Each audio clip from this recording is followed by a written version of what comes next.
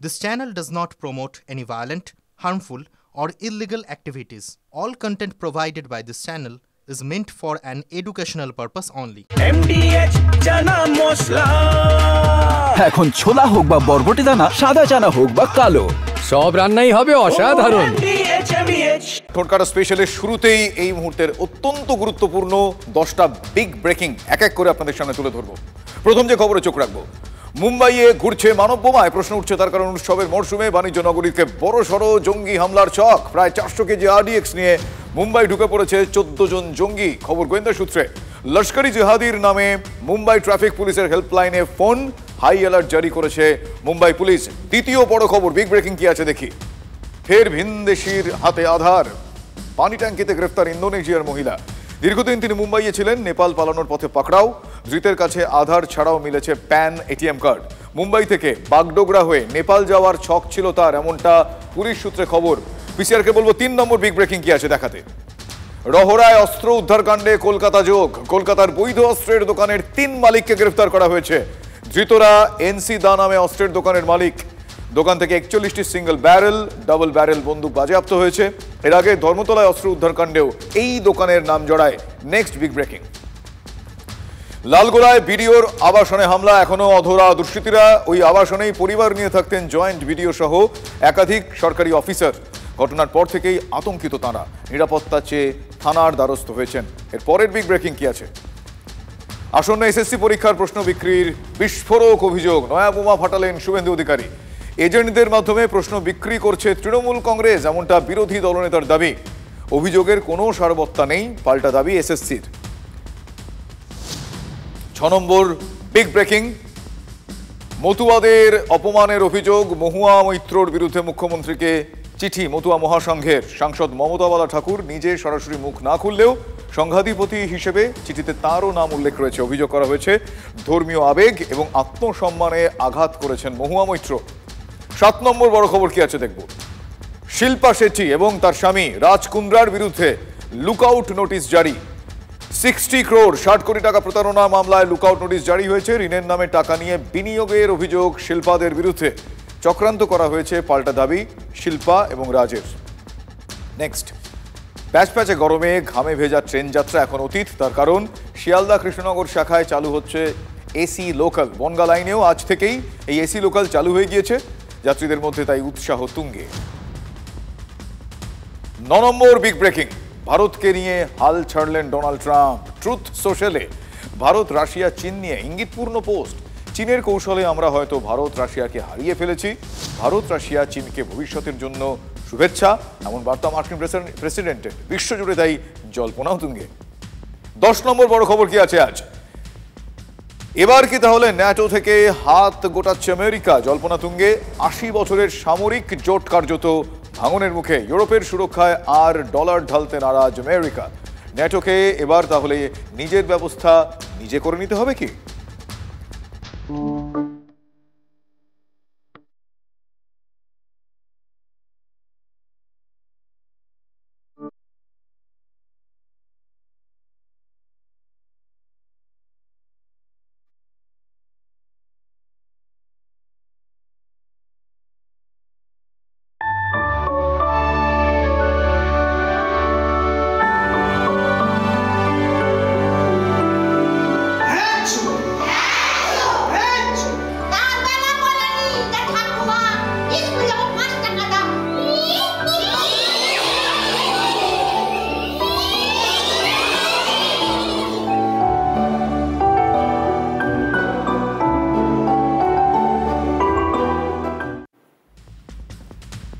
যাদের ঝলক এক্ষুনি আপনাদের দেখালাম, তারা কিন্তু হাতে কলমে শিখিয়েছেন।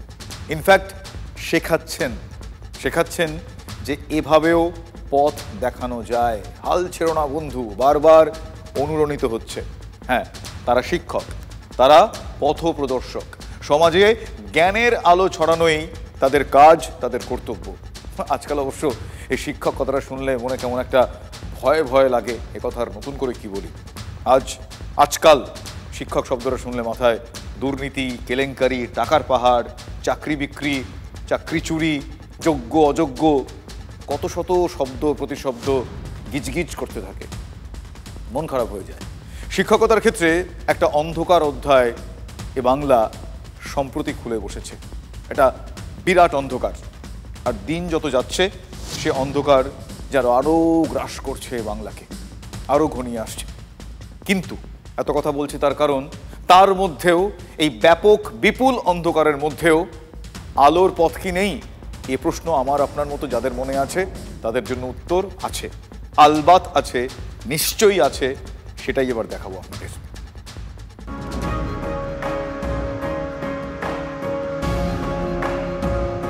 আমাদের এরকম মনে করা হয় যে আমাদের এই সমস্ত হাইট কম, তাদেরকে নাকি সার্কাসে খেলা দেখানোর একটা মানুষরা, কিন্তু ওটাই মানুষের মধ্যে ওটাই মাথায় আসে, বেটে বামন এরকম কথা শুনেছি।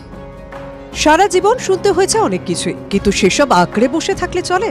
বিদ্রূপ, উপহাস এই সব দূরে সরিয়ে জীবনের লক্ষ্য তাই আগেই ঠিক করে নিয়েছিলেন সঞ্চয় মণ্ডল। নিজের পায়ে সম্মানের সঙ্গে দাঁড়াতেই হবে। জন্ম বীরভূমে, তবে কর্মভূমি কাটোয়া। সেখানেই সরকারি কলেজে এখন সহকারী অধ্যাপক তিনি। চোখে আঙুল দিয়ে দেখিয়ে দিয়েছেন এইভাবেই বাঁচতে হয়।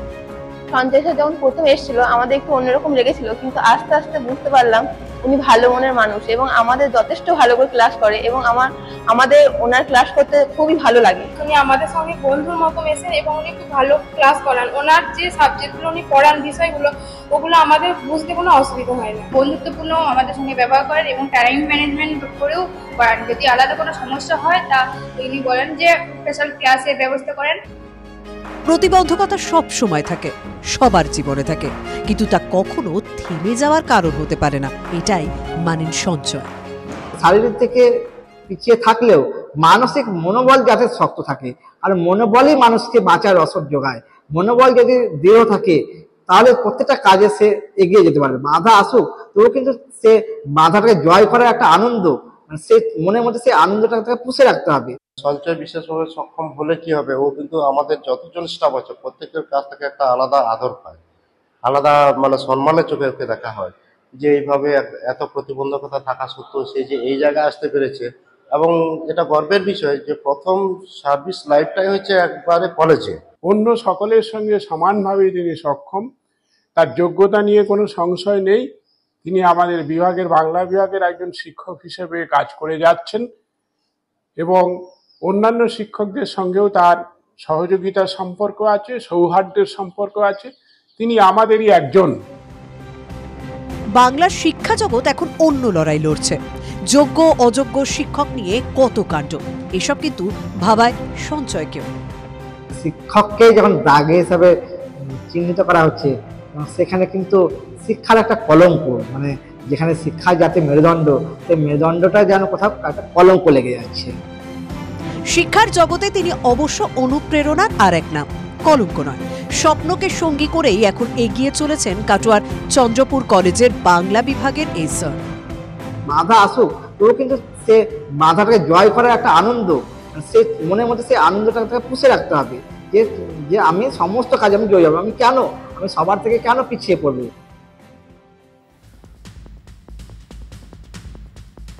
শুনলেন? এবার আপনাদের আরও একজন স্যারের কথা বলবো এমন একজন শিক্ষকের কথা যিনি শিখিয়েছেন শিক্ষকতার জন্য ওই ক্লাসরুমেরও দরকার পড়ে না। কি চাই? শেখার ইচ্ছে, শেখানোর তাগিদ, অদম্য সেই ইচ্ছে, অদম্য সেই তাগিদ দরকার। আর বাকিটাই এবার আপনাদের দেখাবো। দেখুন।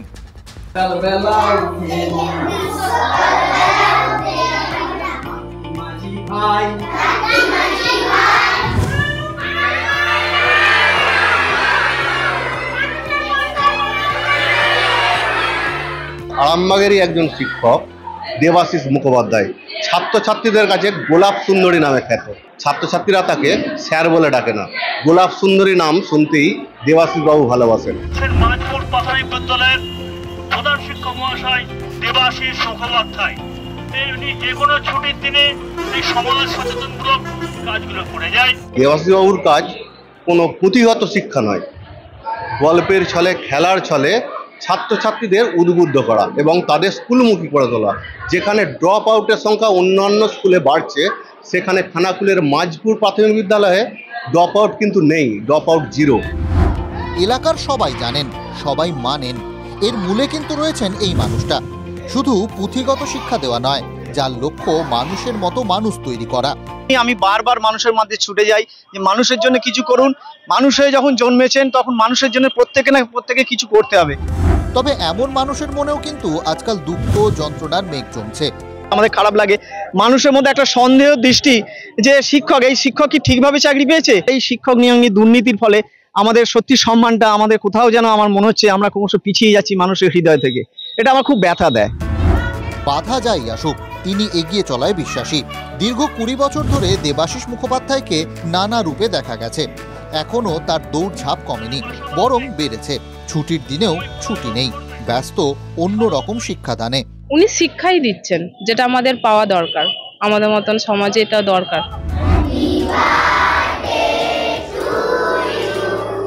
শিক্ষকতার সঙ্গে সঙ্গে সমাজকে সচেতন করার জন্য যে সমস্ত ভূমিকাতে অবতীর্ণ হন বিভিন্ন রূপে এবং সারা ভারতবর্ষ জুড়ে তিনি এমনভাবে তার এই প্রচারটা করছেন যে প্রত্যেকের কাছে এটা খুব মনোগ্রাহী এবং গ্রাহ্য হয়ে উঠেছে। সমাজ চেতনায় নিজেকে উৎসর্গ করেছেন এই 54 বছরের শিক্ষক। কাজে কিন্তু কোনো ফাঁকি নেই, নিঃস্বার্থ নিরলস লড়াই তাঁর। তিনি প্রাথমিক বিদ্যালয়ে পড়ান খেলার ছলে এবং ছেলেদের বলেন যে স্কুল আসতে হবে না, পড়াশোনা করতে আসতে হবে না, খেলতে হবে, খেলার জন্য আসুন। ছাত্রছাত্রীদের জন্মদিন পালন করি, বিগত 10 বছর ধরে করে আসছি। আমি বাচ্চাদিকে নিয়ে সচেতনতামূলক নাটক করি, তাদেরকে ছড়ার মাধ্যমে পড়াই। কোনো সময় আমার এই পোশাক নিয়েও আমি ওদিকে ডেঙ্গু নিয়ে বলুন, করোনার সময় বা বিভিন্ন সচেতনতার পাঠগুলো আমি এই পোশাক পরে বহু পিছিয়ে যে তাদেরকে আনন্দ দিয়ে তাদেরকে পড়াই। আমার কাছে এটাই যে তারা আনন্দ পাক, খেলাধুলো করুক, তার সঙ্গে তারা শিখুক।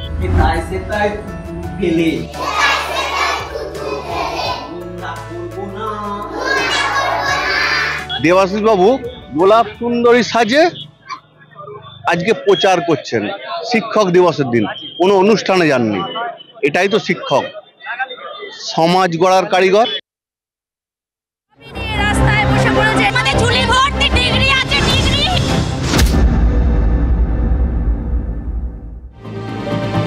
টোটাল 8 বছর আমরা বঞ্চিত। আমরা ভেবেছিলাম অ্যাটলিস্ট হয়তো শিক্ষক দিবসের অনুষ্ঠানে উনি আমাদের জন্য কিছু ঘোষণা করবেন।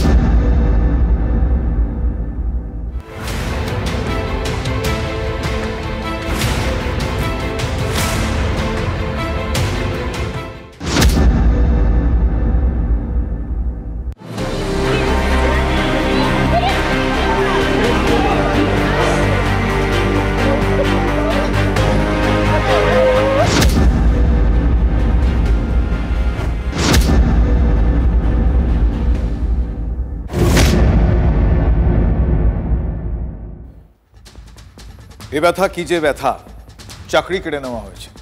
যে মান সম্মান তারা অর্জন করেছিলেন নিজেদের যোগ্যতায়, সেটাও তলানিতে এসে ঠেকেছে পরিস্থিতির কারণে। একজন শিক্ষক হয়ে যে ভালোবাসা এতদিন ধরে পেয়ে এসেছেন, সেটাও হারিয়েছেন। একজন শিক্ষকের কাছে সব থেকে যন্ত্রণা কোথায় জানেন? যখন ক্লাসে যেতে পারেন না তিনি, পড়ুয়াদের থেকে দূরত্ব তৈরি হয়। তাই অবসরকালে ঘরে বসে শিক্ষকরা ছটফট করেন, অস্থির হয়ে ওঠেন। তাই শিক্ষক দিবসে ওরা কাঁদছেন আজকের এই পরিণতির কথা ভেবে। সুপ্রিম নির্দেশে 26,000 চাকরি বাতিলের দিনই ওরা বুঝে গিয়েছিলেন সামনে কঠিন দিন অপেক্ষা করছে, হয়েছেও তাই। সুপ্রিম নির্দেশে নতুন করে যোগ্যতার পরীক্ষায় বসতে হবে, প্রমাণ দিতে হবে যোগ্য। কি হবে, আদৌ স্কুলের চাকরিটা ফিরে পাবেন কিনা নিজেরাও সেটা জানেন না। সামনে পেন্ডুলামের মতো দুলছে তাদের ভবিষ্যৎ। এতগুলো বছর ক্লাসে ছাত্র পড়িয়ে সেই শিক্ষককে যদি আজ নতুন করে চাকরির পরীক্ষায় বসতে হয়, তা কতটা কঠিন সেটা আর বলার অপেক্ষা রাখে না। তার জন্য একটা মানসিক প্রস্তুতিও লাগে। চাকরি বাতিল হওয়ার পর যে মানসিক টানাপোড়েনের মধ্যে দিয়ে যেতে হয়েছে, কতজন পারবেন সেই মানসিক দৃঢ়তা দেখাতে, সেটা লাখ টাকার প্রশ্ন। এটা তাদের জন্য নিশ্চিতভাবে একটা যন্ত্রণা। সেই যন্ত্রণার সাথে তাদের সাথে আমরাও সেই যন্ত্রণার করি, আমরা তাদের প্রতি সমব্যথী। কিন্তু এই প্রসেসটা যেতে হচ্ছে, কারণ আমরা কেউই সর্বোচ্চ আদালতের ঊর্ধ্বে নই। আবার পরীক্ষা, সেই পরীক্ষা নিয়ে কি হবে, তার থেকে কটা কেস হবে, সেই কেসের ফয়সালা কি হবে। আমরা টেন্টেডদের ব্যাপারে শুনতে পাচ্ছি অনেক কিছু, আর সেটা খুব স্বাভাবিক। আমরা বারবার শুনতে পেয়েছি, সেই দায়বদ্ধতা সরকারের আছে এবং শুনেছি। আমাদের ব্যাপারে সরকারের দায়বদ্ধতা কি আছে? যারা যোগ্য শিক্ষক রয়েছেন তারা কেউই এই সিস্টেমের বাইরে থাকবেন না, প্রত্যেকেই আস্তে আস্তে ইনকর্পোরেটেড হয়ে যাবেন। যেটা রাজ্যের নিজস্ব কাজের মধ্যে পড়ে, সেখানে কোর্টকে হস্তক্ষেপ করে তাদের পরীক্ষা দেওয়ার ব্যবস্থা করতে হচ্ছে। এর থেকে লজ্জার আমাদের কি থাকতে পারে? মোস্ট আনফর্চুনেটলি কিছু টেন্টেড, কোট আনকোট টেন্টেডের জন্য, যারা আনটেন্টেড তাদেরকেও এই যন্ত্রণার মধ্যে দিয়ে যেতে হচ্ছে। সেটা যাতে না হয় তার জন্যই রাজ্য সরকার রিভিউ পিটিশন দাখিলও করেছিল। মহামান্য সুপ্রিম কোর্ট সেই পিটিশনকে গ্রান্ট করেননি।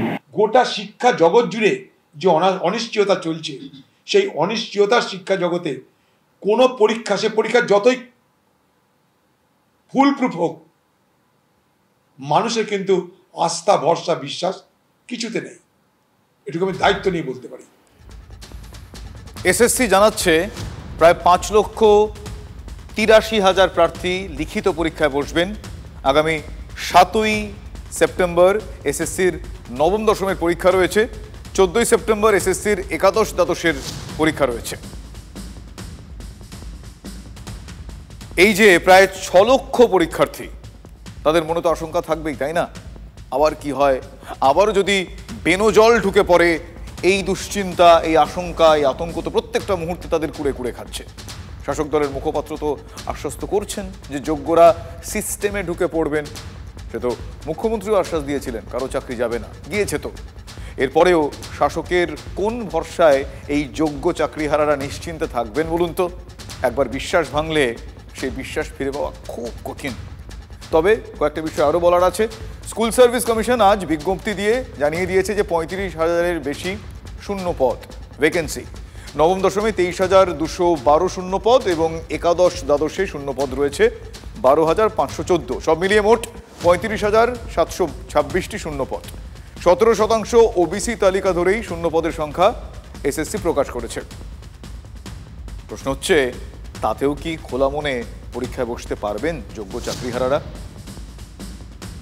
টপের চপ 21 সালের আগে নন্দীগ্রামে এসে ভালো পায়ে প্লাস্টার লাগিয়ে বলেছিল ডবল ডবল চাকরি হরিকৃষ্ণ দ্বিবেদী আর আলাপন ব্যানার্জি পেয়ে, আর এখন ডবল ডবল চাকরি যাচ্ছে। মমতা বন্দ্যোপাধ্যায় যখন চাইছেন যে বাকিদের চাকরি হোক, যাদের চাকরি গেছে মানবিকতার খাতিরে তাদের একটু আর্থিক সাহায্য হোক, তখন তো এই শুভেন্দুবাবুদের পার্টির লয়াররা, রাম বাম এরা সব একজোট হয়ে, কংগ্রেসের একাংশ মিলে তারা তো কোর্টে গিয়ে গোটাটাকে থামিয়ে দিতে, বন্ধ করিয়ে দিতে, ঘেঁটে দিতে নামছে। সুপ্রিম কোর্টের সিদ্ধান্ত বদলাবার জন্য ওরা অনেক চেষ্টা করেছেন, রিভিউ ফাইল করেছিলেন, রিভিউ খারিজ হয়ে গিয়েছে, অনেক অ্যাপ্লিকেশন ফাইল করেছিলেন, খারিজ হয়ে গেছে। রায়কে কার্যকর করতে হবে।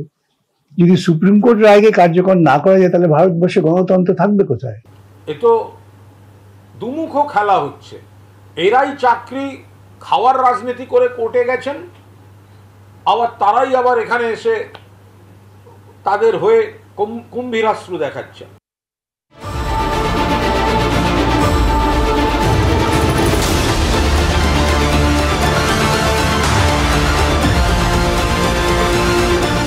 প্রশ্ন বিক্রি হচ্ছে, তৃণমূল প্রশ্ন বিক্রি করছে, ভাইপো টাকা তুলছে।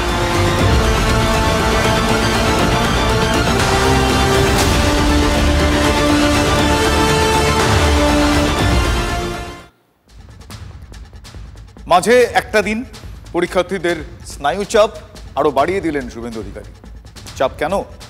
বিরোধী দলনেতা তিনি দাবি করছেন এসএসসি পরীক্ষার প্রশ্ন বিক্রি হচ্ছে, তৃণমূল এজেন্টদের মাধ্যমে প্রশ্ন বিক্রি করছে, মানে শাসকের আরেক ঘোটালা। প্রশ্ন ফাঁসের অভিযোগে শেষ মুহূর্তে পরীক্ষা কি বানচাল হয়ে যাবে, এ প্রশ্নও কিন্তু থেকে যাচ্ছে। তৃণমূল তার এজেন্ট ছেড়ে প্রশ্ন বিক্রি করছে, আমার কাছে অডিও আছে। প্রশ্ন বিক্রি হচ্ছে, তৃণমূল প্রশ্ন বিক্রি করছে, ভাইপো টাকা তুলছে। আচ্ছা, শুভেন্দু কি হাতে প্রমাণ নিয়ে এটা বলছেন, নাকি এটাও এক ধরনের রাজনীতি, এটাও স্টান্স?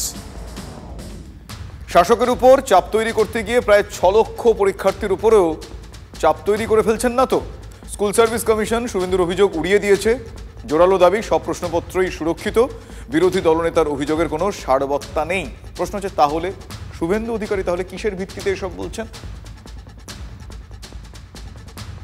কেন বিভ্রান্তি তৈরি করছেন? এতগুলো ছেলে মেয়ে চাকরি পাবে, একটা পরীক্ষা আসছে, পরীক্ষাগুলোকে তো বাদ রাখুন এই রাজনীতির থেকে। প্রশ্ন বিক্রি হচ্ছে, তৃণমূল প্রশ্ন বিক্রি করছে, ভাইপো টাকা তুলছে। এসএসসির প্রশ্নপত্র বিক্রি হচ্ছে তৃণমূল এজেন্টের মাধ্যমে, এমনটাই অভিযোগ যখন শুভেন্দুর, তখন যাবতীয় প্রশ্নপত্র সুরক্ষিত আছে, যাবতীয় অভিযোগ উড়িয়ে এমনটাই দাবি এসএসসি কর্তৃপক্ষের। কেন্দ্রীয় সরকারের যে নির্বাচন পরীক্ষাগুলো হয়েছে সেগুলোর অনিয়ম জানেন কি ভয়ঙ্কর সব অনিয়মগুলোর অভিযোগ উঠেছে। দুর্নীতিকে প্রশ্রয় দিয়েছে, প্রশ্ন আউট করেছে। এটা সবচাইতে ভালো যারা জানেন, এক মুখ্যমন্ত্রীর শিক্ষামন্ত্রী জানেন, আর মুখ্যমন্ত্রীর ঘনিষ্ঠ দ্বিতীয় এখন বিরোধী দলের নেতা, তারা দুজন জানেন। এরা দুজন জেনে বুঝে এই অপরাধকে এতদিন প্রশ্রয় দিয়েছেন। সিপিএম জমানা তখন কোনো স্বচ্ছতা ছিল? কম্পিউটার ছিল না, রেকর্ড ছিল না, সব হোল টাইমারদের বাড়িতে বাড়িতে একটা করে সরকারি চাকরি গুঁজে দিয়ে গেছে। তারা বড় বড় কথা বলছে, আর বিজেপি মানে মধ্যপ্রদেশের ওই ব্যাপক কেলেঙ্কারি। রাজনীতির কথা ছাড়ুন, কাল তো সুপ্রিম কোর্টের প্রশ্নটা তুলেছে, অযোগ্যদের বাঁচাতে রাজ্য এত মরিয়া কেন? গতকাল সেটা মুখ্যমন্ত্রী জানিয়ে দিয়েছিলেন। যারা বেচারা টিচারিতে কাজ করেও আজকে অযোগ্য প্রমাণিত হয়েছে, হয়তো টিচার তারা হতে পারবেন না কোর্টের নির্দেশ অনুযায়ী, কিন্তু তারা যাতে গ্রুপ সিতে পায় বা সেই রকম পর্যায়ে সেটা দিতে পারি কি না আমরা, আমি কাউকে হতাশ হতে বারণ করব। তার কারণ আমাদের সরকার হচ্ছে মানবিক সরকার। উত্তরটা পেয়ে গিয়েছেন। মানবিক সরকার অমানবিক হয় কি করে? একজনের চাকরি যাওয়া বাংলার শাসকের চোখে অমানবিক। পরিবার আছে, সংসার আছে, সংসার তাই তাদের চালাতে হবে, সরকার সেসব ভেবে মানবিক। তাই আইনের চোখে অযোগ্যদের জন্য বিকল্প চাকরির কথাও সরকার ভাবতে শুরু করেছেন। কিন্তু যখন এই শাসকই চালের মধ্যে নুড়ি কাঁকড় এক করে ফেলেছিল, তখন একবারের জন্য যোগ্যদের ভবিষ্যতের কথা তাদের মনে হয়নি। এই প্রশ্ন তুলতে বাধ্য হলাম, আমি জানি প্রশ্ন আপনাদেরও। সেই সময় মনে হয়নি যে যোগ্য যারা খেটে সৎ পথে পরীক্ষা দিয়েছে তাদেরও পরিবার আছে, মান সম্মান আছে? প্রশ্নগুলো বারবার উঠবে, তার কারণ এই দুর্নীতি, এই কুশিক্ষা, এই অন্ধকারের শিকার হতে হয়েছে অনেক অনেক অনেক যোগ্যদের। শাসককে তাই খোঁচা তো খেতেই হবে, খোঁচা তো কম। দলের যেই করুক দায় রাজ্যকেই নিতে হবে। মন্ত্রী তো একাধিকবার ঘোষণা করেছে যে তিনি তৃণমূলের নেতা এবং মন্ত্রী থাকাকালীন চাকরি চুরির ব্যবস্থাপনা করেছেন, ফলে তিনি নিশ্চয়ই ভালো জানেন, 8-10 জনের চাইতে তিনি ভালো জানেন যে কিভাবে এসএসসি চাকরি চুরির ব্যবস্থা করেছে। এই যে আদেশ ছিল, যারা সরাসরি দাগি বলে চিহ্নিত, দুর্নীতিগ্রস্ত বলে চিহ্নিত, তাদের টাকা ফেরত দিতেই হবে, তাদের তো কোনো উপায় নেই। চাকরি নিয়ে এই টানাপোড়েনে আজ হবু শিক্ষকদেরও চোখে জল। আজ শিক্ষক দিবসে আরও একবার তারা রাস্তায় নেমে এলেন, আরও একবার তারা সেই দাবি রাখলেন, নিয়োগ চাই। 2022-এ টেট পাশ করেছেন তারা, অপেক্ষা করে করে করে করে তারা হতাশ। আর কবে চাকরি, আর কত ধৈর্যের পরীক্ষা তাদের দিতে হবে? শিয়ালদার বিক্ষোভ মিছিল থেকে একই প্রশ্ন তারা আরও একবার করলেন। মানবিক বলে দাবি করা সরকার ওদের চাকরিটা কি দিতে পারবে, এ প্রশ্নও রাখলেন তারা। শিক্ষক দিবসের দিনে একটা যে ফুল বা যে ছাত্রছাত্রীদের ভালোবাসা আমাদের কাছে কাম্য ছিল, আজকে আমাদের রাস্তার ধারে এসে বসে থাকতে হচ্ছে। আপনার কাছে করজোরে নিবেদন করছি দিদি, আপনি দয়া করে আমাদের দিকে তাকান। অনেক অযোগ্য প্রার্থী আজকে চাকরি করছে, আপনার কি একটুও মনে দয়া হচ্ছে না যে এই যোগ্য ক্যান্ডিডেটগুলো কেন বসে আছে এখানে? শিক্ষক দিবসের দিনে প্রাথমিক টেট উত্তীর্ণ শিক্ষকরা যারা শিক্ষক হতে পারতেন এতদিনে, তারা এসেছেন একেবারে শিয়ালদা স্টেশনে খোলা আকাশের নিচে। তারা কিন্তু আজকে শিক্ষক দিবস পালন করছেন। টেট পাশ করেছেন, 3 বছর পেরিয়ে গেছে, 8 বছর অপেক্ষা হয়েছে। ডক্টর সর্বপল্লী রাধাকৃষ্ণনের যে ছবি, সেই ছবি হাতে নিয়ে প্রতিবাদে সামিল হয়েছেন হবু শিক্ষকরা। এরা শিক্ষক হতে পারতেন, কিন্তু এখন আর শিক্ষক হওয়া তো দূরস্থ, আপাতত তাদের অবস্থা ফুটপাত আকাশের নিচ। পশ্চিমবঙ্গের ইতিহাসে স্বচ্ছ ওএমআর আছে একমাত্র 2022 প্রাথমিক টেট পাসদের, আর আজকে 3 বছর আমরা অবহেলিত। লাস্ট টেট হয়েছিল, এটা অনেকেই জানে না, 2017 সালে লাস্ট টেট হয়েছিল, তারপরে আর টেট হয়নি। তারপরে 2022 সালে টেট হলো। এই দীর্ঘ 5 বছর পরে টেট, আবার এই 3 বছর রাজপথে, মানে টোটাল 8 বছর আমরা বঞ্চিত। আমরা তো অলরেডি 4টে শিক্ষক দিবস কাটিয়ে ফেললাম, সাদা খাতা আমরা কিন্তু দিইনি। তা সত্ত্বেও সরকারের কেন এরকম ধরনের টেন্ডেন্সি এবং অনীহা আমরা বুঝতে পারছি না। একেবারে মৃত্যুর মুখোমুখি দাঁড়িয়ে আছে। আমরা যোগ্য প্রার্থী, আমাদের কাছে ওএমআর শিট আছে, আর তাদের কাছে কোনো ওএমআর শিট কিন্তু নেই। তাদেরকে বলছেন অন্য কোথাও চাকরি দেবেন, কিন্তু আমাদের জন্য কিছু করছেন না। দিকে দিকে স্কুলগুলো বন্ধ হয়ে যাচ্ছে, আপনি দেখতে পাবেন বাঁকুড়া, পুরুলিয়া, দক্ষিণ 24 পরগনা, হাজার হাজার স্কুল বন্ধ হয়ে যাচ্ছে। যাই ঘটে যাক, যত চুরির অভিযোগে উঠুক, শাসক কিন্তু এতটুকু চাপে নেই। শুনুন কেন এই কথা বললাম, বুঝতে পারবেন। অনেকে বলছে দিদি থাকবে না, 26 আমরা আসবো। বাড়িতে বসে কোলবালিশে মাথা দিয়ে স্বপ্ন দেখো দিদি এখনো 30 বছর বাংলার মুখ্যমন্ত্রী থাকবে, কারণ আমরা মানুষের নার্ভ বুঝি। 2026 কেন, 2030-31 অব্দি তৃণমূল কংগ্রেসই আছে এবং তৃণমূল কংগ্রেস থাকবে, এবং মাননীয় মুখ্যমন্ত্রী আমাদের পাশে থাকবেন, এবং ওনার ছত্রছায়াই আমাদের পুরো পশ্চিমবাংলা থাকবে।